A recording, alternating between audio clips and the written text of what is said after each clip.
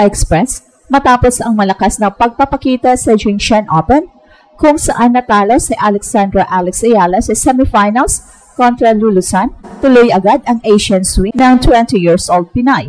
Naka-entry na siya sa Soju WTA 125 sa September 29 to October 4 and 5 at live tracker listing muna ang naglalagay sa kanya na kalaban sa unang round na si Katarzyna Waka sa September 29.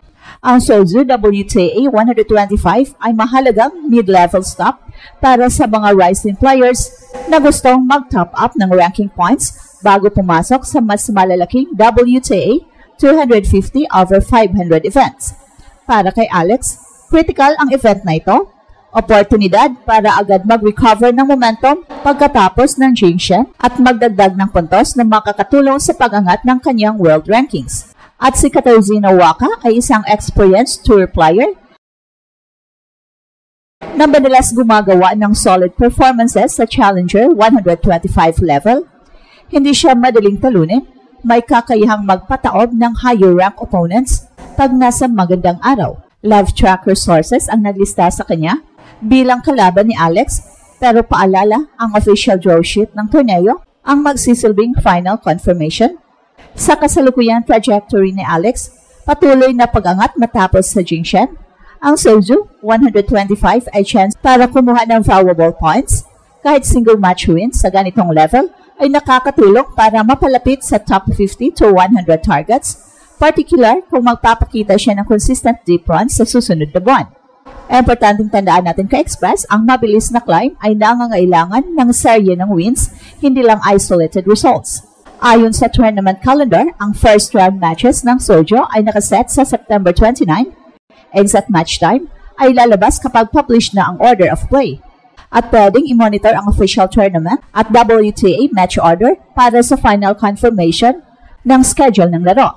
Pagdating sa laro, kailangan ni Alex ng mabilis na recovery mula sa Jingshan emotional load, prioritize first serve percentage at return aggression para pigilan ang mga mid-level ballets ni Kawa, varying pace, slices at traps, at small court positioning ang posibleng susi para makontrol ang rallies. Ka-Express, susubaybayan natin ang official draw at match order, pero malinaw tuloy ang pag-angat ni Alex Ayala. Sa Soju, ang susunod na hakbang, isang pagkakataon para patunayan na ang paglabas sa spotlight ay sinusuportahan ng seryosong sustainable aggression. Abangan ang updates, pwedeng maging turning point ito sa kanyang 2025 campaign. So ka-Express, diretso tayo sa latest. Matapos ang semifinal finish ni Alex sa Jingshan Open, hindi siya nagpatagal at agad bumalik sa aksyon.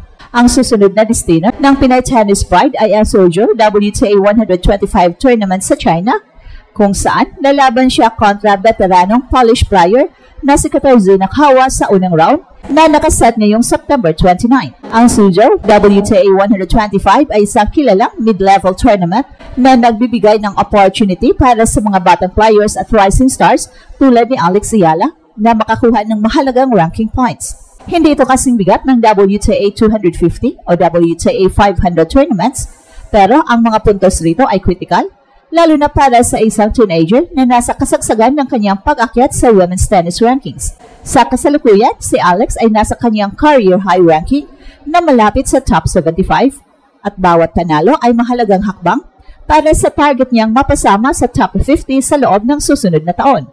Ang kanyang makakalaban, si Katarzyna Kawa, ay may edad at karanasan sa tour. Bagamat hindi kasing taas ng ranking ni Alex, kilala si Kawa bilang matibay na kalaban sa Challenger at 125 level events. Madalas siyang nakapasok sa mga main draws ng mga WTA tournaments at kayang magbigay ng challenge sa mga mas batang players. Para kay Alex, hindi ito pwedeng baliwalain. Kailangan niyang ipakita agad ang kanyang focus at pwersa mula sa unang bola. Well, kung pagbabasihan ang huling laban ni Alex sa Jingshan Open, kung saan pinasiklab niya ang unang set kontra sa mas mataas na rank na si Lulusan, malinaw na kaya niyang makipagsabayan sa malalakas na kalaban. Kailangan na lang ay consistency at recovery para masustain ang kanyang laro sa buong match. Dahil ang Soju 125 ay back-to-back lang pagkatapos ng Jingshan, mahalaga ang tamang recovery at preparation para iwasan ang pagod at injury risk. Strategically, ang laban kontra Kawa ay magandang test kung paano hahawakan ni Alex ang pressure pagkatapos ng isang malaking run.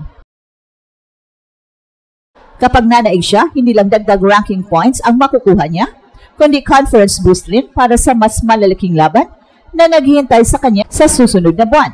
Ka-Express, siguradong tutukan ito ng mga Pinoy fans.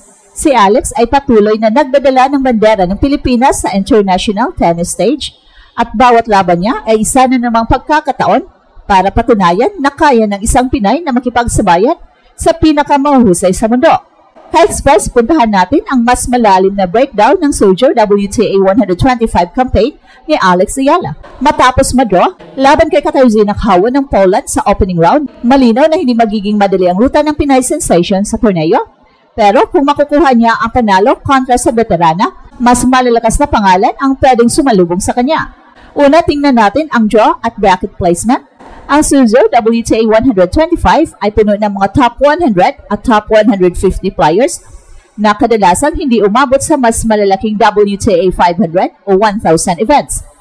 Ito ang dahilan kung bakit nagiging magandang testing ground ito para sa mga tulad ni Alex na nasa pag-akyat pa lang. Kung malalagpasan niya si Kawa, may posibilidad na makahanap siya ng isang seeded player sa ikalawang round. Ayon sa official entry list, kabilang sa mga seeded threats ay sina Wang Zhenyu ng China, Varvara Groshev ng France, at Emma Navarro ng USA. Mga kilalang consistent baseline players na madalas lumalamang sa mas mahabang rallies. Ang pag-akyat ni Alex sa semis ng Jinshan Open ay patunay na kaya niyang makipagsabayan sa mga seeded caliber players. Sa laban kontra Lulusan, kahit natalo siya sa huli, ipinakita niya na kaya niyang makuha ang unang set laban sa isang mas higher rank at mas kilalang kalaban. Kung maulit niya ang ganitong intensity at composure, malaking posibilidad na makalusot siya muli sa susunod na round sa Sojo.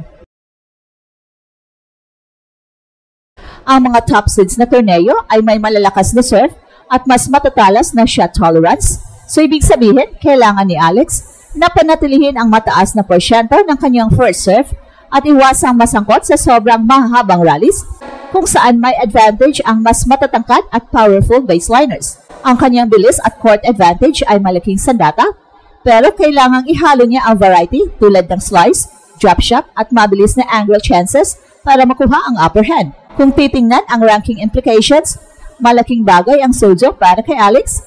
Ang isang title run sa WTA 125 ay maaaring magbigay ng halos 160 ranking points, sapat para mas lumapit siya sa top 70 ng mundo. Kahit quarterfinals o semifinal finish lamang, dagdag pa rin ito sa kanyang career best points tally. At ito ang Express Info kung saan bawat kwento ginulat ang mundo. Don't forget to like and subscribe.